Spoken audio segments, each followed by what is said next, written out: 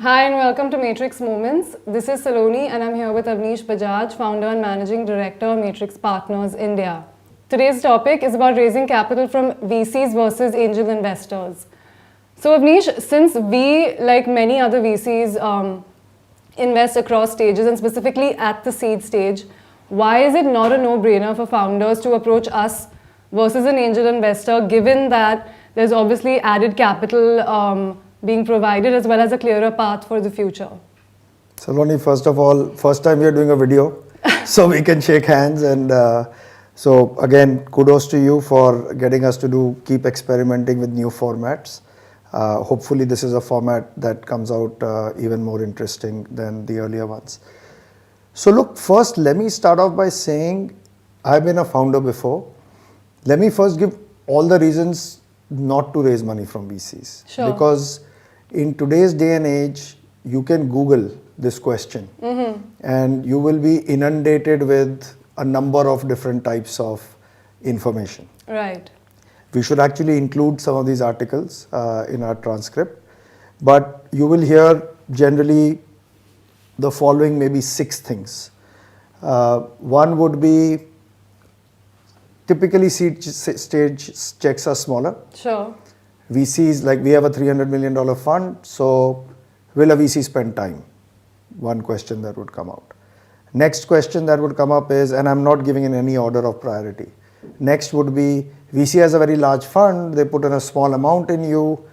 You know, if things are not going well, they'll write it off. Right. Angel, it's a significant, investment for them. Unlikely to do so, will give it all they got. Second, call it commitment of sorts. Third, what happens if the VC doesn't put money in your Series A? It's called the negative signaling effect. Exactly. So if a VC who's already in your cap table is not putting in money in your next round, then you're probably screwed. So that is another thing you will hear. On the positive side for angels, given that they are doing fewer investments, they're typically, a lot of them are now actually doing it full time. Often they are domain experts. Somebody has done enterprise sales in a SaaS business. Somebody is a CTO. So somebody may be a marketing guru, right? So they bring this very specific domain expertise, which a VC may not. As a firm, we always talk about value addition, but maybe a gap there. The other interesting one I've heard, which I think is actually, when I hear it from founders, I think it's excellent, is that I'll get too much money and I'll lose financial discipline. I want to be in that zone where I'm being stretched, or even the investors may want the founders to be in that kind of a zone. Finally, angels are investing their own money. Right. VCs are investing, well, partly their own money, but largely LPs' money. So they are responsible to other people. Does that change the dynamic? Does the VC start putting in performance pressure too early in the life cycle of a business? So these are the reasons why it's not a no-brainer. Okay, so then should I reverse the question and ask you, then why approach a VC at all? Should founders wait until PMF to approach a VC and then until then just keep raising from angels? Yeah, so this question has come up. We do a bunch of seed investments. I think this year we'll probably do hopefully of the order of 15, if not more, just seed. And all of these are super talented founders. Almost all of them have come with this pre-bias and asked this question, and rightly so. And first of all, I believe in coexistence with angels. So in my view of the 6 points we spoke, the domain expertise and potentially even the coaching and time, although the coaching and time I have a point of view on from VC's perspective as well. I would say I have never encouraged or guided a founder towards not taking angel money.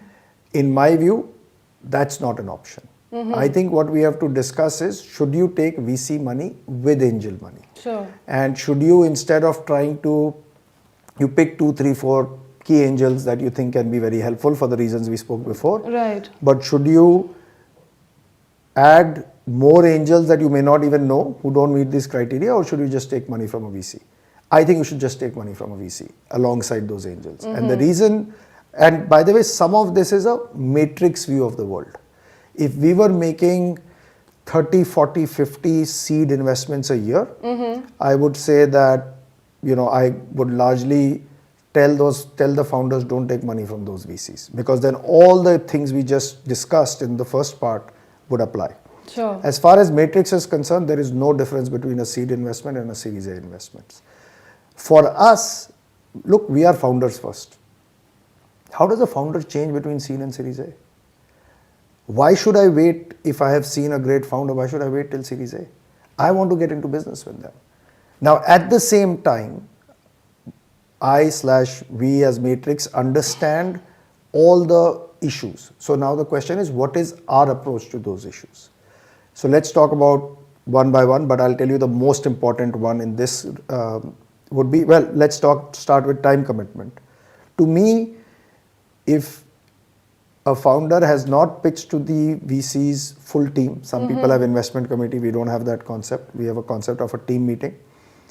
That means that you likely don't have buy-in from everybody at the firm. I wouldn't take that VC's money. As far as Matrix is concerned, it's a time commitment, same that we would make at A. I just got out of a monthly update of a seed investment. So for me, there is no difference in the time I give a seed investment, or as Matrix we give a seed investment versus a Series A. That's point number one. So time commitment, be clear that full team is bought in. Some GP is sponsoring it, or some IP investment professional is sponsoring it, where you get the full conviction on time. To me, that's a non-negotiable. If you have that, then you should worry about the signaling effect. So the negative signaling effect, the way we again as Matrix, our approach is, and remember I've been a founder, so I kind of speak from that hat. So my view is, look, as a founder, as a VC, yes, we have a portfolio. Yeah. As a founder, you have a portfolio of one, right? So yes, you should worry about this a bit more. And what I tell founders is, look, ultimately you're building a business to succeed. You're not building a business to raise money. You're not building a business to manage your VC. If there are three states possible after you raise money, either the business is growing really well. If it's going really well, whether we invest or not, you don't even care, because there'll be 10 other people. Or the business is completely not working. Maybe by that time you would probably give up, right? These two edge cases doesn't really matter. Unfortunately or fortunately, it doesn't end up in these cases. 70 to 80% will be in the middle, unclear. At that time, my question to the founder is not, or the founder's question should not be, hey Matrix or hey VC, will you put in more money? It should be, hey me, do I want to put in my life, more of my life into this? Our view is, with the kind of founders we back, with most intellectually honest founders, there may be a journey to get to the answer, but I think that answer will be, if the founder is willing to put their life into it, we are willing to put more money into it. In the history of Matrix, that's always been the case. Either we have jointly reached, like I said, there may be a journey, but either we have jointly reached the conclusion that this doesn't make sense, or we have jointly reached the conclusion, let's put in more money. There are things one can do to put a little bit more structure around this. Put in some metrics, put in some milestones, be intellectually honest of what range of those milestones are going to be within acceptable variances or not, but that would be the second piece. Then there is this whole thing about VC can lose and angel can't. I don't think that works. Even VCs don't want to lose. Now obviously the amount that a VC has invested, if it's very small, theoretically you can argue that VC doesn't care. I think that's where it comes back to the first. Has the firm bought in? If we have bought in as a firm, if we are interacting, if you're getting the time from investment professionals there, nobody wants to see a loss. So I don't worry. I don't think that's as much of an issue as possible. I mentioned earlier, domain, definitely it's important therefore to work alongside with angels because of domain knowledge, as well as they may spend more time, right? Sure. And that's a good thing. So again, both sides can work together.